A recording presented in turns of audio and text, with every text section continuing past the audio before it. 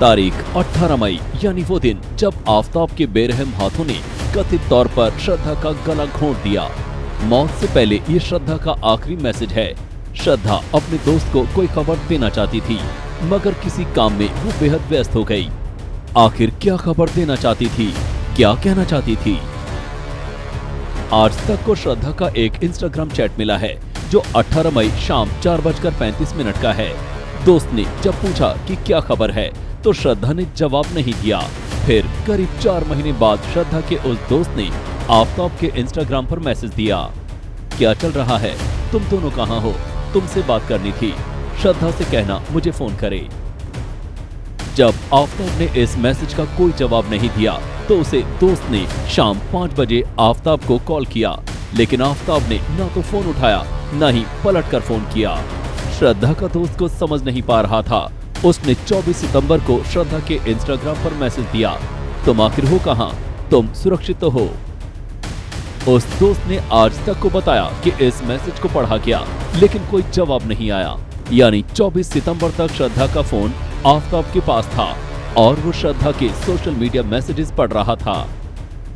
जैसे जैसे दिन बीते जा रहे हैं वैसे वैसे एविडेंसेस के पास, सबूतों के करीब पुलिस जो है वो पहुंचते जा रही है। आपने बताया 3 बड़े खुलासे हुए, उसमें से दूसरा सबसे बड़ा जो खुलासा है वो आज तक के पास एक्सक्लूसिव चैट का है कि किस तरह से आफताब के जरिए आफताब ने जो क्या ऐसा किया होगा कि उसने श्रद्धा ने अपने दोस्त को ऐसा लिखा कि आई हैव सम न्यूज़। श्रद्धा ने 18 मई को अपनी मौत से पहले अपने दोस्त को लिखा था कि आई हैव सम न्यूज़, लेकिन वो न्यूज़ क्या थी, किस बात की खबर देना चाहती थी वो अपने दोस्त को? क्या वो ये बताना चाहती थी कि आफताब उसे परेशान कर रहा है, या वो ये बताना चाहती थी कि वो पुलिस के पास जाना चाह रही है, या वो ये बताना चाह रही थी कि कुछ उसे गलत लग रहा है या उस दिन कुछ गलत हो सकता है? क्योंकि यदि हम लाइन ऑफ इवेंट्स देखें, टाइमलाइन देखें, तो ये सारी सोची समझी साजिश प्रतीत होती है। उसी दौरान के मैसेज हैं जब श्रद्धा और आफताब दिल्ली के छतरपुर में लिव इन में रहते थे। जब दोस्तों के इंस्टाग्राम मैसेज का श्रद्धा ने कोई जवाब नहीं दिया और आफताब से भी उन्हें श्रद्धा की कोई जानकारी नहीं मिली, तब उन्होंने श्रद्धा के पिता और भाई को बताया कि कुछ गड़बड़ है। आज तक से बातचीत में अब ये दोस्त हैरानी जता रहे हैं कि इतनी हिंसा के बावजूद श्रद्धा आखिर क्यों आफताब के साथ रिलेशनशिप में बनी रही।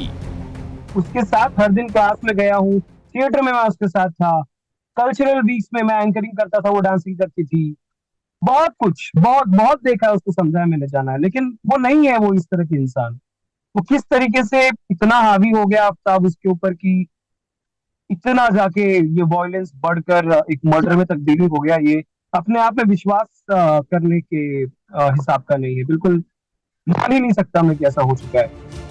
यही श्रद्धा केस की सबसे चौंकाने वाली बात है। ब्लैकमेल, धमकी या कुछ और?